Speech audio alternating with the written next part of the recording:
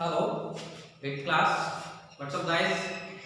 So this is the last video of our chapter 2nd of science, which is microbes or microorganisms, friend or foe. वही हमारे दोस्त और दुश्मन वाले जो माइक्रोऑर्गेनिज्म थे, इसके बारे में हम पढ़ रहे थे, उसी चैप्टर को आगे स्टार्ट करते हैं. ठीक है.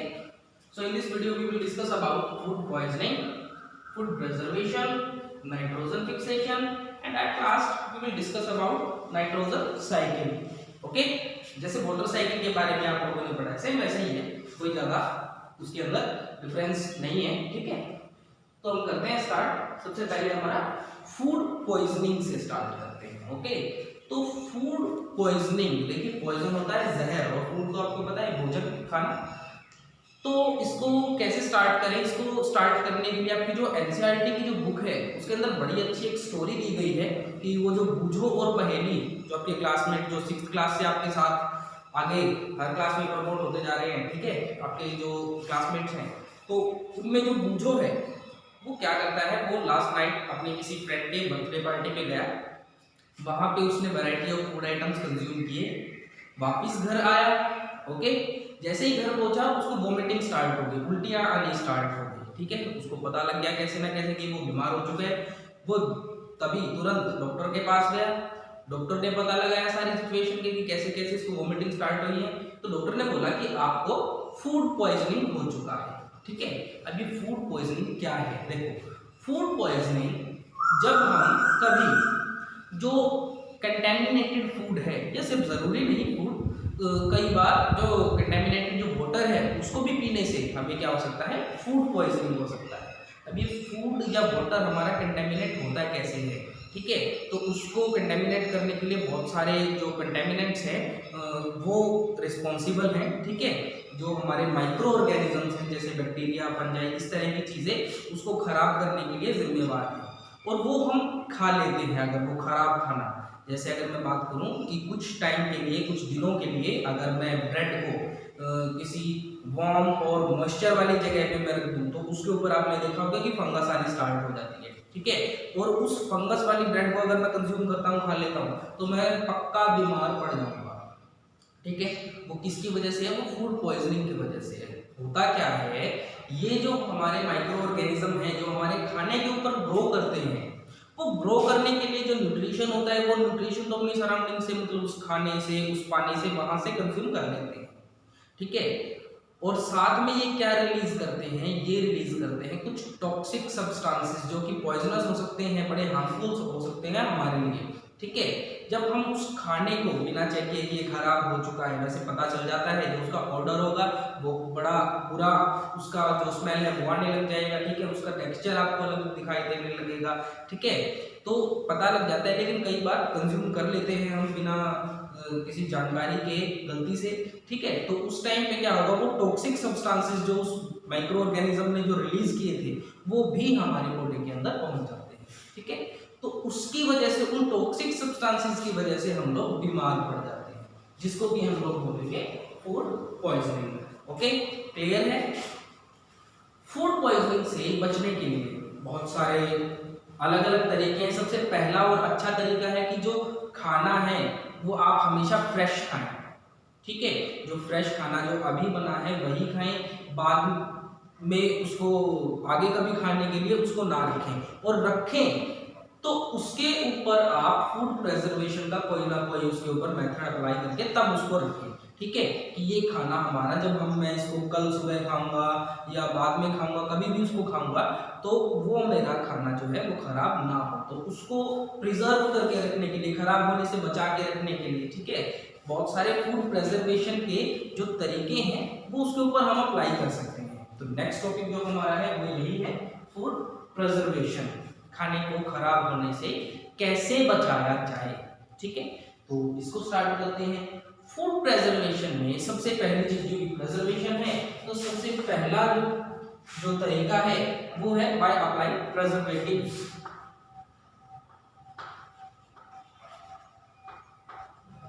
अब ये प्रिजर्वेटिव्स क्या है? देखिए, प्रिजर्वेटिव्स आर द कंपाउंड और केमिकल्स जो कि मेरे खाने को खराब होने से बचा लेते हैं. ठीक है, कोई भी केमिकल या कंपाउंड या कोई भी सब्सटेंस, ठीक है, जिसको मैं अपने खाने के ऊपर अप्लाई करूं और वो मेरे खाने की जो केमिकल कॉम्पोजिशन है, जो उसकी प्रॉपर्टीज हैं, उसको वैसे का वैसे ही रखे, चेंज ना होने दे, ठीक है। तो इसके अंदर बहुत सारे प्रिजर्वेटिव्स के अंदर बहुत सारी चीजें हैं जो हम यूज कर सकते हैं। सबसे पहला जो कॉमन, जो बहुत ही ज्यादा कॉमन है, वो मेरे दिमाग में आ रहा है सोडियम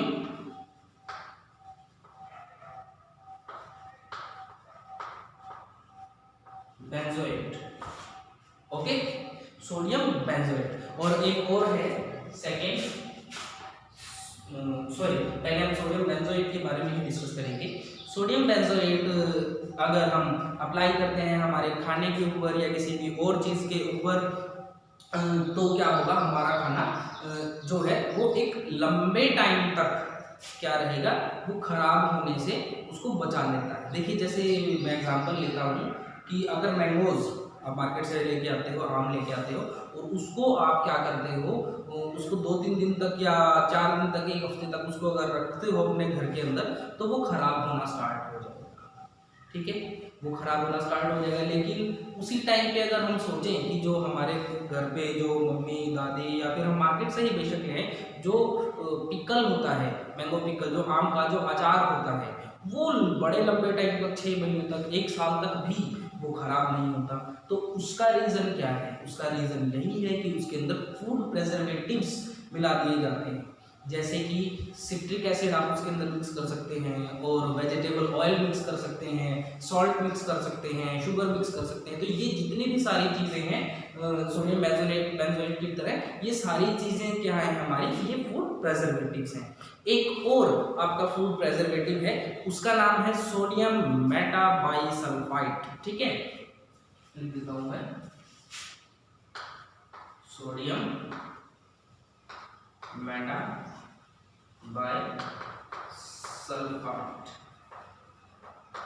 ठीक है। ये भी आपका एक बड़ा कॉमन क्या है, फूड प्रिजर्वेटिव है। तो सबसे पहला मेथड जो था हमारा, वो था कि इसके ऊपर हम क्या कर देंगे, प्रिजर्वेटिव अप्लाई कर देंगे। सेकेंड की अगर बात करें तो शुगर अप्लाई करेंगे, ठीक है, ये केमिकल प्रिजर्वेटिव्स हैं। सेकेंड, अगर जो सिंपल शुगर जो हमारा होता है, अगर वो अप्लाई करेंगे, तो जैसे आपने देखा होगा जैम्स, जेलीज, ऐसी सारी चीजें लंबे समय तक टिकी रहती हैं, ठीक है। तो वो क्यों खराब नहीं होती? क्योंकि उनके अंदर जो शुगर हमने मिक्स किया है, वो फूड प्रिजर्वेशन का काम लगातार किए जा रहा है, ठीक है, वो उसको खराब होने से बचा रहा है, ठीक। तो सेकंड हमारा हो गया शुगर।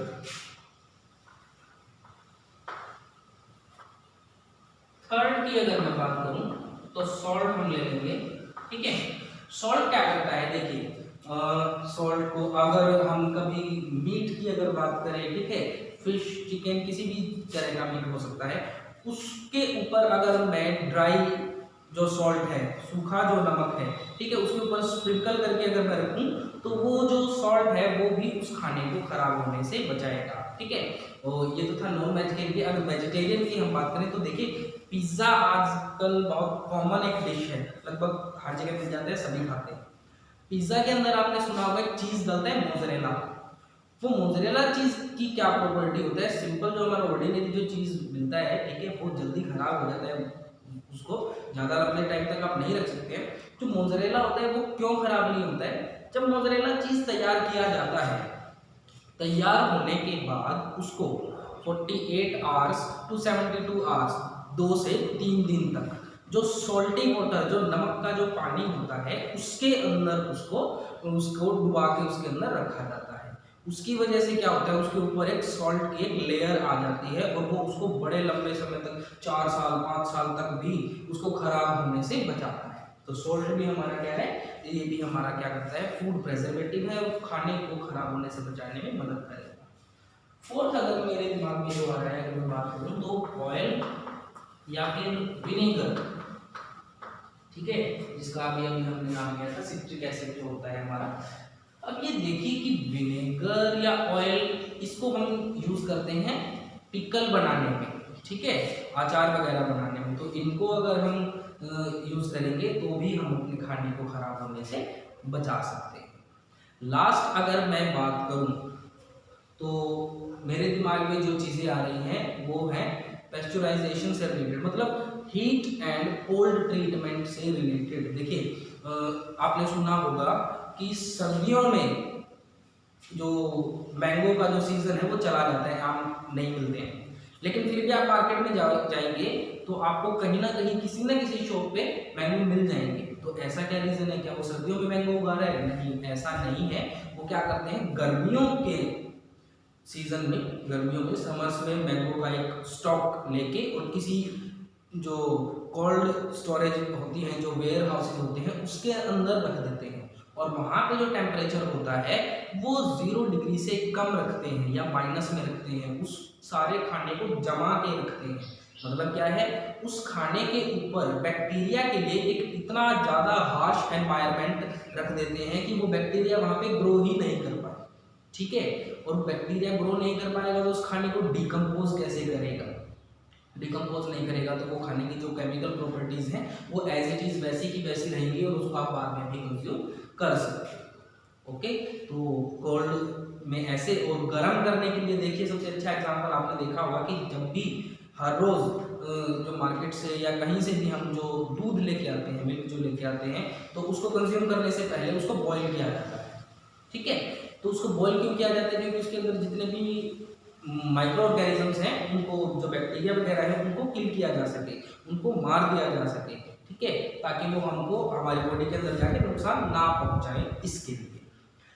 अब पेस्चराइजेशन का प्रोसेस क्या होता है? जनरली मिल्क पे ही अप्लाई होता है। उस प्रोसेस के अंदर ये लुइस पास्चर नाम का, ठीक है, लुइस पास्चर नाम का एक इंसान था, उन्होंने, साइंटिस्ट थे ये, उन्होंने ये जो टेक्निक थी मिल्क प्रिजर्वेशन की, उन्होंने ये निकाला था, इसीलिए उनके नाम पे ही इस टेक्निक का नाम, इस प्रिजर्वेशन टेक्निक का नाम रख दिया गया है पास्चराइजेशन। ओके, क्लियर है? अब इस टेक्निक के अंदर होता क्या है, देखिए आप जब मार्केट से जो पैकेज्ड जो मिल्क आता है, ठीक है, चाहे फुल क्रीम उसके ऊपर लिखा होता है या टोन या डबल टोन्ड लिखा होता है, ठीक है, वो सारा का सारा जो 2-3 तरीके का जो मिल्क, जो दूध आपको मार्केट में मिलता है, वो सारा का सारा दूध पास्चराइज्ड होता है।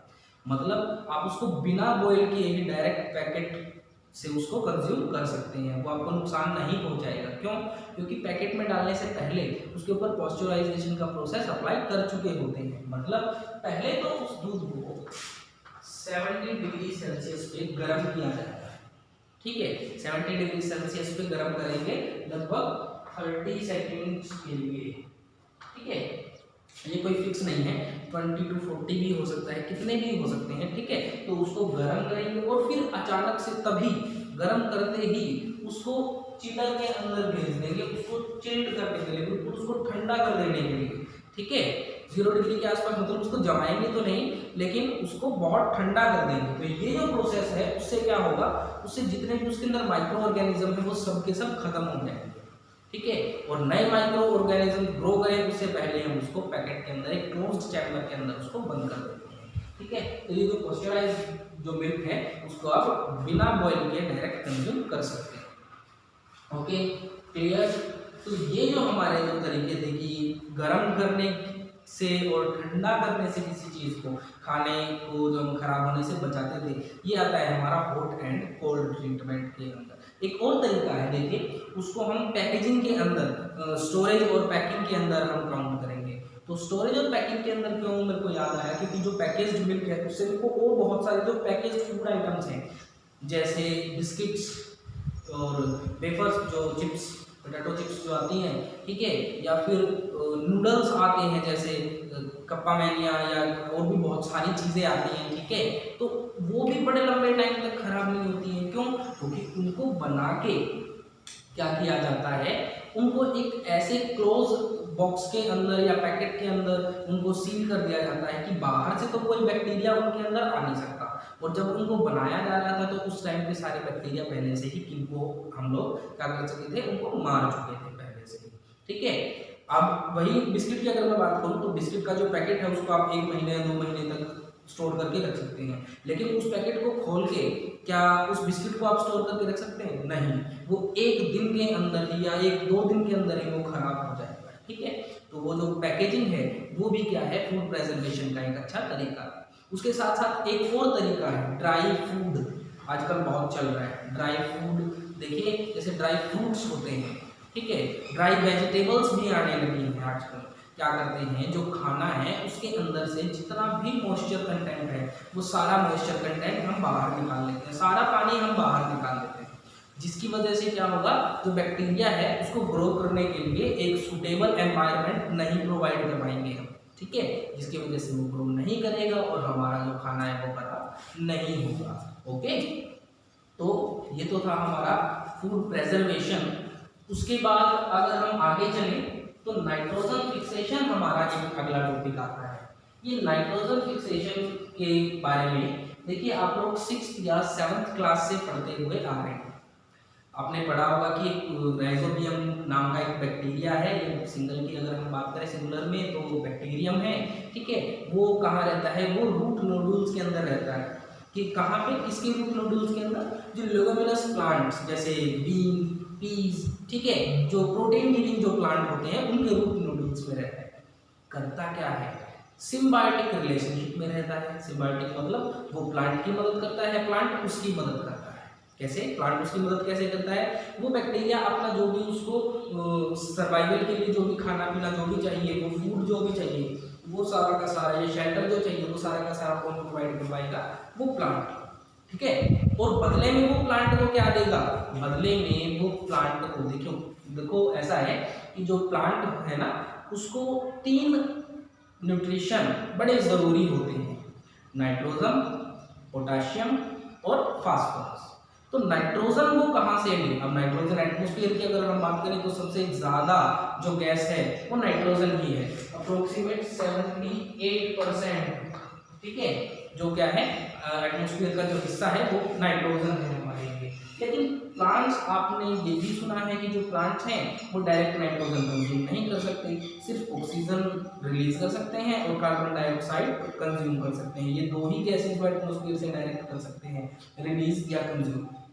तो जो नाइट्रोजन है वो प्लांट की बॉडी के अंदर कैसे जाए, वो जो राइजोबियम जो बैक्टीरिया है वो क्या करता है, राइजोबियम एटमॉस्फेरिक नाइट्रोजन को कंज्यूम करेगा और उसको कंपाउंड्स की फॉर्म में, नाइट्रोजनस कंपाउंड्स की फॉर्म में वो कन्वर्ट कर देगा, जिन कंपाउंड्स को भी क्या कर सकता है, जो प्लांट है वो उसको कंज्यूम कर सकता है, ठीक है। तो ये तो था हमारा नाइट्रोजन फिक्सेशन।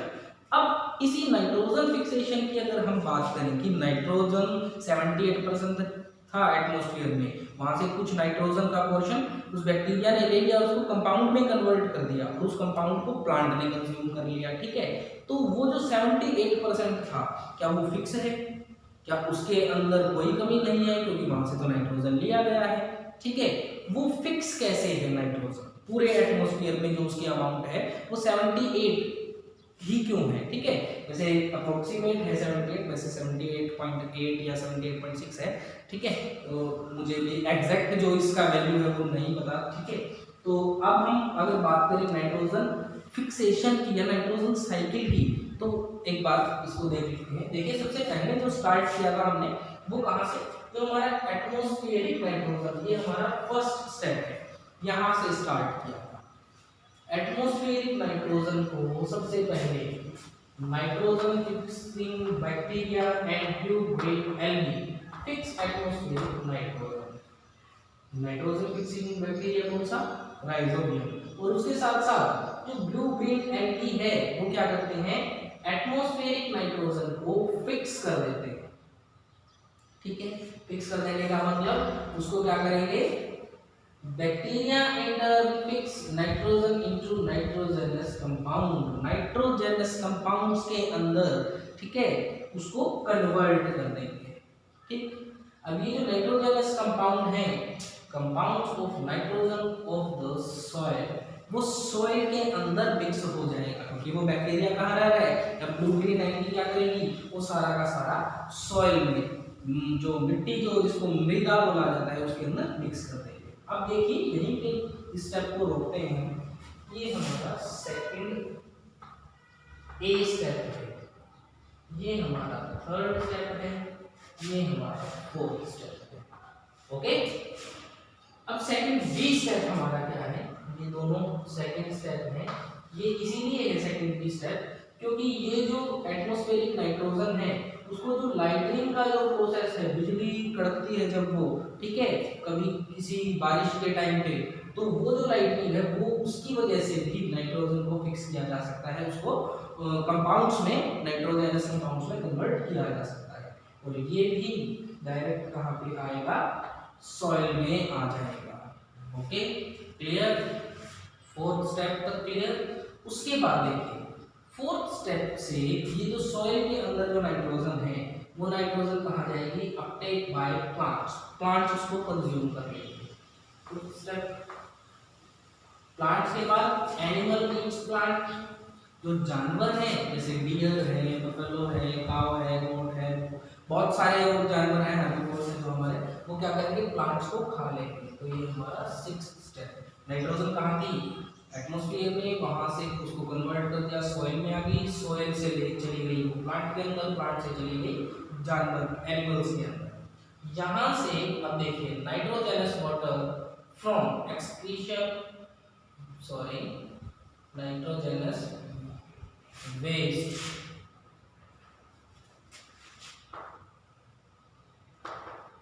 नाइट्रोजनस जो वेस्ट है, ठीक है, वो क्या होगा, या तो एक्सक्रीट कर दिया जाएगा, ठीक है, या फिर जो एनिमल है जिसने प्लांट को कंज्यूम किया था, जिसकी वजह से उस एनिमल के अंदर नाइट्रोजन पहुंच गई थी, उस एनिमल की जब डेथ होगी तो वो वापस आके किधर आ जाएगा, दोबारा से सॉइल में आ जाएगा। और उस सॉइल के बाद बैक्टीरिया है अलग तरीके के, राइजोबियम से अलग बैक्टीरिया है, वो बैक्टीरिया क्या करते हैं, bacteria turn compounds of nitrogen into gaseous nitrogen. जो कंपाउंड राइजोबियम ने क्या किया था, एटमॉस्फेरिक गैसियस नाइट्रोजन को कंपाउंड में कन्वर्ट कर दिया था। अब इससे उल्टा करने वाले, इससे जो ये जो प्रोसेस है इसको रिवर्सिबल प्रोसेस में अगर काउंट करें तो ऐसा करने वाले कुछ और बैक्टीरिया है, वो क्या करेंगे, उस नाइट्रोजन के कंपाउंड को वापस से गैसियस नाइट्रोजन में कन्वर्ट कर देंगे, और गैस में कन्वर्ट होने के बाद वो नाइट्रोजन दोबारा से हमारी एटमॉस्फेयर में पहुंच जाएगी। तो अगर पूरे एनवायरनमेंट की, पूरे एटमॉस्फेयर की अगर हम बात करें तो उसके अंदर जो नाइट्रोजन का अमाउंट है वो फिक्स है। ओके, तो यही आपका जो सेकंड चैप्टर था माइक्रो ऑर्गेनिजम्स फ्रेंड और फो, वो चैप्टर आपका खत्म होता है। होप आपको समझ आया होगा, ठीक है। नेक्स्ट वीडियो में हम लोग मिलेंगे अपने थर्ड चैप्टर के साथ। आज के लिए सिर्फ इतना ही। Okay, thank you.